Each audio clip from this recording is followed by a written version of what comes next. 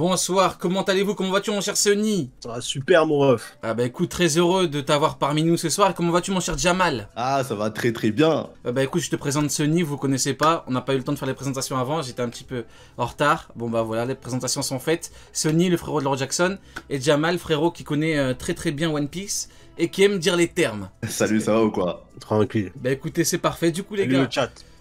tout le monde est chaud. Comme je le disais en intro, ce soir, le mot d'ordre, c'est les termes. Du coup, on va parler, j'ai une petite liste, des pires avis, arguments anti-OP. Anti-OP, c'est un bien grand terme, mais c'est juste pour dire qu'en gros, il y a malheureusement beaucoup de gens qui disent des choses par rapport au OP qui sont franchement frauduleuses. Généralement, il y a beaucoup de trucs faux. Maintenant, peut-être que parmi nous trois, certains seront d'accord avec certains avis.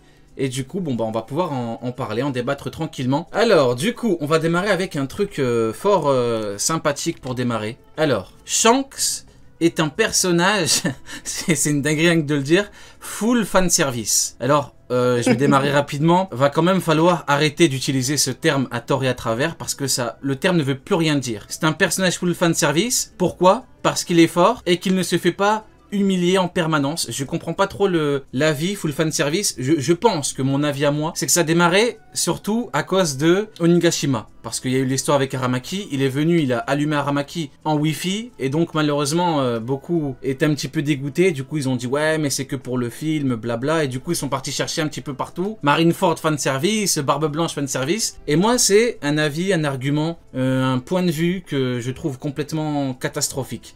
C'est même pas juste hasardeux, c'est catastrophique, ça n'a aucun sens. Les auteurs n'ont plus le droit de faire de bons personnages qui ne se font pas humilier en permanence. Avec Kid, pareil, on m'a dit fan service. Fan service pourquoi? Parce qu'il a allumé Kid. Alors excusez-le d'en être capable, il a la puissance pour. Il ne va pas se brider pour vous. Donc voilà. Mon cher Jamal, pour démarrer, que penses-tu de cet avis?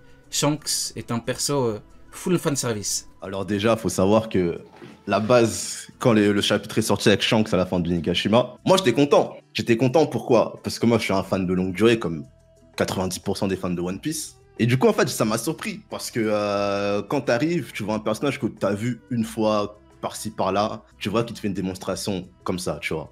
Comme ça, tu t'ouvres le chapitre, tu vois Shanks qui fait ça. Moi je m'attendais pas, personne ne s'attendait. Tu kiffes normalement. Et quand bien même, vas-y c'est du fanservice, on va dire, vas-y c'est du fanservice. Quand bien même c'est le cas. En quoi c'est dérangeant? Parce qu'au final, est-ce qu'on n'a pas tous kiffé? Tu vois, t'ouvres la page, tu vois ça, tu vois Shanks, enfin, après tant de temps, t'attends, tu vois qui te fait une démonstration de puissance comme ça. Comment tu peux juste te dire c'est de la merde parce que c'est du fanservice? C'est exactement ça. C'est exactement ça. Ça peut être du fanservice. Qu'est-ce que j'en ai à foutre? C'est exactement ce que t'as dit, c'est cette semaine, ouais. Ouais, il y a quelques jours, il a dit, allez, même si c'est du fanservice, allez, on est des fans, on est content ou pas? Est-ce que ça fait avancer le truc? C'est ça, oui. On se plaint du fanservice, c'est pour les fans. Tu sais, c'est comme si on te donnait une assiette avec un gigot magnifique, t'es là, oh non, j'en ai marre, t'as bien cuisiné pour moi. C'est du fan client. En plus, c'est la cuisson du viande est trop bonne, c'est du fan client. T'as fait tout ça pour qu'ils soient contents, c'est une honte. Maintenant, je suis content, comment on fait? Tu sais, le principe de fan service, ça n'a pas de sens. Tu sais, le gars, il fait un truc pour les fans. Ah, c'est pour nous. Ah, c'est de la merde, c'est trop pour nous. Non, je préfère que ça soit un peu compliqué, que je dois le chercher un peu loin, que je dois l'apprécier difficilement. Allez, vas-y. Non, mais ça n'a pas de sens. Ça n'a pas de sens. Le truc de fanservice, en vrai, ça a démarré avec du coup les persos féminins, avec des poses suggestives, avec la poitrine et tout. Après, c'est parti plus dans le côté puissance, dans le côté combat. Maintenant, c'est quand quelqu'un fait une bonne technique, c'est du fanservice. Quelqu'un gagne un combat, c'est du fanservice. Quelqu'un fait une bonne action, c'est du fanservice. Donc le problème, c'est qu'ils ont trop tordu le terme dans tous les sens et ça veut plus rien dire.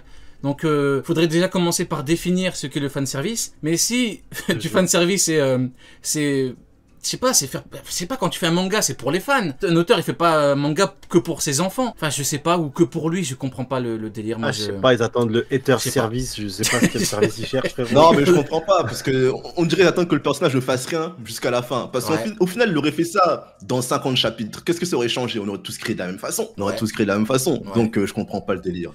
Et le pire, c'est que l'auteur a donné la justification par rapport à Shanks. Il a dit, je pensais qu'il y avait Barbe Noire, mais au final, il est pas là. Alors certains diront oui, mais c'est une excuse pour le film. Quoi qu'il arrive, il a fait son taf, Shanks. On a même même eu l'info. C'est pas juste une intervention pour rien. On a eu l'info comme quoi maintenant ils voulaient le One Piece. On a eu le truc avec Yasop. On a eu quand même pas mal de trucs. C'est pas juste une intervention, boum, je fais un truc de ouf et je me barre. Donc bon, malheureusement, c'est un avis que je considère comme étant catastrophique. Ça n'a pas de sens. Hein. Parce que maintenant, dès que Zoro va faire un truc, c'est fan service. En plus, pour moi, c'est bien amené parce qu'en fait, quand Shanks il arrive à la fin et qu'il dit que c'est pour Barbe Noire, c'est pas con. Pourquoi? Parce que avant ça, on voit Barbe Noire. Je pense que beaucoup de gens ont oublié ce truc. Vous savez, c'est quand il dit ouais, je vais le chercher avant que le gouvernement s'en empare. Ouais, on sait toujours pas ce que c'est. Du coup, au final, c'est pas con puisqu'il savait que Kaido, enfin, il savait oui ou non, en tout cas que la bataille allait laisser des gens sur le tapis. Donc, il s'est dit bah vas-y, je vais en profiter. Tu vois, c'est une possibilité. Donc, en vrai, c'était pas con d'emmener Shanks en ce moment-là, tu vois. Du coup, je comprends pas trop les plantes. Que les gens oublient, parce que peut-être ça date et peut-être qu'ils veulent oublier, je sais pas. Mais au début de Wano, les théories qu'il y avait, qui annonçaient l'arrivée de Shanks à Wano Kuni, elles étaient très très très nombreuses. C'est vrai, ça. Elles étaient extrêmement nombreuses. Donc maintenant, il est arrivé, faut pas faire l'étonner, faut pas faire le choquer. Il est arrivé au moment du film. Et encore une fois, même si c'est pour du fan service, et bah franchement, moi en tant que fan, j'ai été servi. Et j'ai bien mangé. T'as bien mangé. Ah, j'ai bien mangé, je me rappelle. Ah, j'ai fait un raw de fou ce soir-là. Waouh. Mais non, donc en fait, ouais, c'est complètement débile. Ah non, c'est pour nous. Ah, frérot, laisse-moi aimer, laisse-moi kiffer. Moi, j'ai kiffé. Moi, personnellement, Shanks, j'ai kiffé. Après, il y a la partie, peut-être ça allait trop vite, peut-être, voilà, ça c'est un autre débat. Si la question c'est vraiment centré sur le fan service, eh bah, en tant que fan, je suis content. Après, pour moi, ça soulève un autre truc. Hein. C'est généralement quand beaucoup sont déçus à cause de quelque chose, du coup, ils cherchent des raisons pour donner du crédit à leur mécontentement. C'est-à-dire que pour Aramaki, il pensait qu'il allait pouvoir faire des trucs de ouf, comme fumer Marco, fumer qui était pas trop loin, Zoro, Sanji, on a eu des contre toute l'Alliance. Bon, ça, c'est encore une autre histoire. Et du coup, vu qu'ils ont été déçus, et que, bah, du coup, la cause de ça, le fait que Aramaki n'ait pas pu faire des trucs de ouf, c'est à cause de Shanks, pour eux, alors que bon, on connaît la vérité, il aurait pas pu faire grand chose. Et bah du coup, ça allume Shanks, et ça tente de dire que l'auteur a mal fait les choses. Donc ça, c'est dommage de dire que l'auteur a mal fait quelque chose, juste parce que t'aurais voulu quelque chose d'autre. Bon, en tout cas, voilà pour le premier sujet. On a démarré avec un truc sur Shanks, c'est fort sympathique. Maintenant, on va attaquer quelque chose de plus gros encore. Alors, ça va toucher à l'arc Onigashima. Peut-être que, parmi vous, peut-être que vous serez d'accord, on verra. L'arc Onigashima, dans sa globalité, c'est, entre guillemets, de la merde par rapport, donc en termes de comparaison, à l'arc Marineford. Donc si on compare les deux arcs, Onigashima serait un arc de merde. Qui veut démarrer? Ah, je peux démarrer juste rapidement. Je me suis étouffé. Bah déjà, les arcs, ils sont même pas comparables. L'arc Onigashima, c'est un arc une guerre avec une bataille. À Marineford, il n'y a aucun combat. Il n'y a aucun combat qu'on va suivre. C'est pas du tout l'intérêt de Marineford. Tous les combats, ils sont montrés en mode cut, parce que les personnages sont déjà assez puissants, ils n'ont pas besoin de power-up. Luffy, il n'était pas là pour power-up, donc il n'a pas eu de combat à lui qui lui a permis de power-up. Il n'était pas là, c'était pas un arc shonénique en mode le héros avec sa volonté de l'amitié et des claquettes, il va y arriver. Là, ça marchait pas. Donc les arcs qui sont même pas comparables. Onigashima, on a eu des vraies batailles du début à la fin avec explication, power-up, tout le principe. Marineford, j'aimerais bien que quelqu'un me cite juste un combat qu'il a vu de A à Z ou un power-up ou juste un seul. Oui. C'est même pas la. Complètement raison. Pour moi, ils sont incomparables. C'est vrai que c'est complètement pas comparable. C'est pas un arc de bataille, Marineford. Ouais. Clairement pas. Bah, t'avais un arc de sauvetage, du coup. Et au final, c'est vrai qu'on n'a pas eu de combat complet. Combat complet, c'est début, milieu, fin. Conclusion, avec power-up ou pas. Hein. Marineford, c'est vrai que c'est que des cuts, que des coups par surprise, que des je te menotte, je pars, on reporte, c'est que ça Marineford au final. Pour ceux qui aiment les combats, Marineford, ça peut te donner l'impression que t'as un gros arc de combat, mais non, c'est faux. C'est un arc où tu vois la position et la puissance de tel ou tel personnage, mais c'est vrai que c'est pas comparable. Onigashima, t'as une construction différente, c'est vrai que c'est complètement différent. Jamal, toi ton avis du coup en termes de comparaison, après je donnerai le mien en termes de... Si on veut moi, la comparaison, elle tient pas aussi. Elle tient pas aussi parce que en fait, Marineford, c'est un arc très condensé. Genre, ça a duré quelques chapitres, je crois une vingtaine, je me rappelle plus exactement. Et Onigashima, Wano a duré 4 ans. Donc, à partir de là, tu te dis, forcément, les gens, leur avis va être assez biaisé, tu vois. Ça va être plus en mode, vas-y, en vrai, je suis quasi sûr que les gens se sont plus lassés qu'autre chose. C'est ça la vérité. Mais ils veulent pas le dire, tu vois. Ils vont jamais le dire, moi ça m'a lassé. Tu vois. Et moi je pense qu'en vrai, c'est là le souci. Parce que 4 ans d'arc, c'est extrêmement long, soyons honnêtes. Surtout quand t'as pas l'habitude d'attendre 1 semaine, 2 semaines pour attendre un chapitre. Et là, surtout, faut se dire qu'au moment d'Onigashima, il y a eu une grosse hype sur One Piece. C'est-à-dire qu'il y en a plein qui se sont mis à jour. Tu vois, il y en a plein qui se sont mis à jour alors qu'ils n'ont pas l'habitude de suivre hebdomadairement le truc. Et ce qui fait que, ils ont trouvé ça un peu moyen. Parce qu'en fait, ils ont suivi ça en mode, il y avait des cuts, etc., etc. Des fois, il y avait des chapitres où il se passait pas grand-chose, tu vois. Et les gens étaient en mode, ouais, c'est de la merde, c'est une guerre. À Marineford, il n'y avait pas ça. Alors que Marineford, tu vas lire, tu vas avoir un chapitre, la moitié, ça va être Baggy en train de faire le con. Tu vois, il va être là avec sa caméra. Là, ouais, t'es mal, regarde Marco, il est en train de foutre un coup de pied à Kizaru. Et les gens, ça, ils ont tendance à oublier, tu vois. Ils sont là en mode, ouais, il y a de l'humour ici, par-ci, par-là. Déjà, Onigashima, il n'y en avait pas tant que ça. Et en dehors de ça, je trouve que la comparaison, elle tient pas. Elle tient pas du tout par rapport à Marineford. Ouais, je suis d'accord, mais... Comme vous avez dit aussi, niveau combat, c'est pas la même chose. C'est pas la même chose du tout. Sur Onigashima, t'as tout ce qui est power-up, comme vous avez dit. Et Marineford, c'est vraiment Luffy qui fait un tout droit jusqu'à Ace. C'est un arc de sauvetage, en fait, tout simplement. Il commence à Amazon Lily, il termine à Marineford. Et après, prise de conscience de Luffy. Je peux pas protéger tout le monde parce que je suis trop faible. Je vais m'entraîner et on passe à la suite. Tu vois.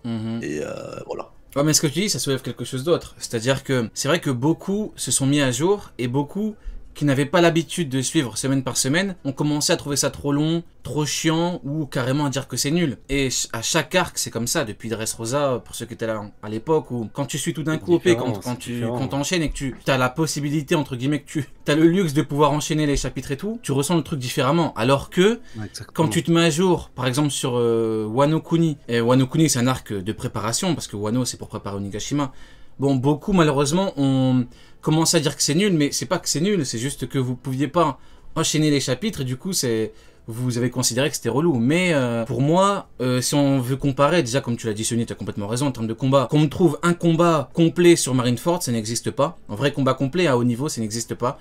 C'est toujours des affrontements, tu cut et après hop, il y a un événement qui fait que tu te fais battre bizarrement, que tu te fais menotter bizarrement. Ça c'est un fait, alors qu'Onigashima, c'est un arc qui a duré 2 ans, et c'est une grosse bataille qui a duré 2 ans, et c'est des gros combats, t'as des vrais power-up, t'as une vraie construction, t'as des flashbacks, t'as des histoires. Quand tu prends les gros combats, Tobiropo, Commandant ou Luffy, à chaque fois t'as une histoire, t'as de la symbolique, t'as quelque chose. Mais dire que Marineford, c'est une énorme masterclass comparé à Onigashima qui serait nul, je peux pas être d'accord. Déjà la comparaison, comme vous le dites, c'est pas... n'est pas ouf, hein, mais dire qu'Onigashima c'est de la merde à côté, c'est de la folie. Mais surtout que les gens généralement, et il y en a beaucoup, ils ont jamais lu. Il y en a beaucoup qui ont jamais lu Marineford. Ils l'ont bu en anime. Ils étaient dans la hype de l'anime. Quand une fois qu'ils étaient à jour, donc Onigashima, ils ont compris ce que c'était que de lire un manga de manière hebdomadaire. Et c'est ça la différence aussi. C'est qu'il y en a très très très peu qui ont lu, et même pas Marineford, il y a très peu de personnes, et c'est pas un jugement, attention, mais il y a très peu de personnes qui ont lu la première partie du manga. Généralement, il y a très peu de fans qui ont lu cette première partie, il y a très peu de fans qui arrivent à faire la différence entre l'anime et le manga sur des scènes, parce que dans la préellipse, il y a des différences. Donc moi je pense que c'est dû à ça au fait. C'est quand en une après-midi t'as fini Marineford et que t'as l'impression que pour Onigashima il te faut plusieurs années, et c'est le cas, c'était 5 ans l'arc Wano Onigashima, je pense que moi la dichotomie elle se fait là en fait. Ouais, vraiment, c'est vrai. Voilà. C'est vrai que... Non mais oui c'est vrai. Ouais t'as raison. Même pour Whole Cake, Whole Cake on se rappelle, Whole Cake si tout le monde l'avait lu d'un coup ou avait vu l'animé d'un coup, t'aurais eu beaucoup moins de plaintes, mais c'est vrai que Whole Cake à l'époque, quand t'avais par exemple Big Mom avec le gâteau, que t'avais une pause d'une semaine, les gens pétaient un câble, les gens disaient c'est de la merde, alors que alors que t'as eu s'ils avaient enchaîné, ils auraient pas dit qu'il y a autant de... Genre là, les critiques sur Whole Cake, j'en vois, c'est complètement différent d'avant. À l'époque, quand ça sortait semaine par semaine, c'est vrai qu'il y avait quand même beaucoup de plaintes, et c'est vrai que beaucoup pétaient un câble parce que c'était encore un arc différent. T'as un truc de sauvetage, mais là, t'as même pas le côté affrontement vraiment comme Marineford. Donc, t'as encore un arc différent. T'avais un effet, on attaque, on brise le cadre, après on essaie de se barrer. Et à la fin, t'avais un gros combat, le Katakuri. Mais c'est vrai que, semaine par semaine, c'est différent. C'est vrai qu'il y en a beaucoup qui ont du mal avec ça. Ont du mal, c'est exactement ça, ouais. Ouais, moi, je voulais ajouter un truc, parce que je vois dans le chat, il y a un mec qui a mis que Whole Cake, c'était long. Alors déjà, en vrai, Whole Cake, c'est pas si long que ça. C'est 80, je crois que c'est 80 chapitres, un truc dans le genre, bref, peu importe. C'est pas si long que ça, et il y a un mec qui a résumé ça au Big Mom qui court après un gâteau. C'est exactement ce qui se passait à l'époque où ça sortait, en fait. Comme t'as dit, en fait, t'avais un chapitre où tu voyais Sanji en train de cuisiner, il se passait pas grand-chose, en vrai, soyons honnêtes. Et après, il y avait une pause. Bah forcément, t'étais un peu frustré, tu vois. Ouais, et du coup, il n'y avait pas tant de combats que ça, parce qu'au final... Un Whole Cake Island, ouais. Quand le gâteau est tombé, au moment de la fuite, donc juste entre la chute du gâteau et la mort de Pedro, t'as ce sentiment de plusieurs chapitres où ça finit de la même manière, où tu vois les Mugiwara essayer de s'enfuir. En tout cas, une partie des Mugiwara essayer de s'enfuir. Ça, je crois, il y a 3-4 chapitres comme ça, jusqu'à la mort de Pedro, où t'as l'impression que c'est la même fin. Et après la mort de Pedro, non, après que Luffy soit en train d'affronter Katakuri et le final du gâteau, pareil, t'as l'impression sur 3-4 chapitres d'avoir le même finale avec Sanji. Sanji qui dit la même chose pendant 3-4 chapitres et le chapitre se finit la même chose. T'as même l'impression de te dire merde, il a fait un doublon. c'est ça que les gens ont pas. Je pense qu'il y a beaucoup qui ont décroché à ce moment-là sur Whole Cake Island. Ouais, mais de là à dire que Whole Cake est nul ou que Whole Cake est trop long, je sais pas, en vrai de vrai, si tu relis tout l'arc, je l'ai fait plusieurs fois, mais relis tout l'arc, tu verras que t'as pas ce côté où t'as l'impression que c'est trop long. C'est un arc différent. Après, oui, beaucoup aiment beaucoup les combats. C'est mon cas. T'en avais pas beaucoup, t'en avais même quasiment pas sur Whole Cake, mais c'est pas quelque chose de problématique de mon point de vue. Maintenant, si vraiment vous aurez voulu d'énormes combats dans l'arc, bon bah forcément il y en a pas, et c'est quelque chose que tu peux reprocher, mais l'auteur va pas tout le temps en mettre à chaque fois quand c'est pas nécessaire. Donc là, dans ce cas précis, c'était pas nécessaire parce qu'il fallait sauver Sanji surtout, et Big Mom était surtout beaucoup trop forte. Et t'avais Katakuri et Smoothie qui étaient beaucoup trop forts pour le camp, du coup tout le monde devait fuir. Donc scénaristiquement c'était compliqué de faire en sorte d'avoir de gros combats. Donc le seul moyen que l'auteur a pu trouver, c'était le monde des miroirs. Fallait que Luffy soit enfermé avec Katakuri. Mais sur le toit, quand Big Mom courait, c'était impossible. C'était un espèce de mur que tu pouvais pas franchir. Et du coup, forcément, ça peut être chiant pour beaucoup. Mais pour moi, à partir du moment où l'auteur a parfaitement géré son arc, je trouve qu'il n'y a pas de souci à ce niveau-là.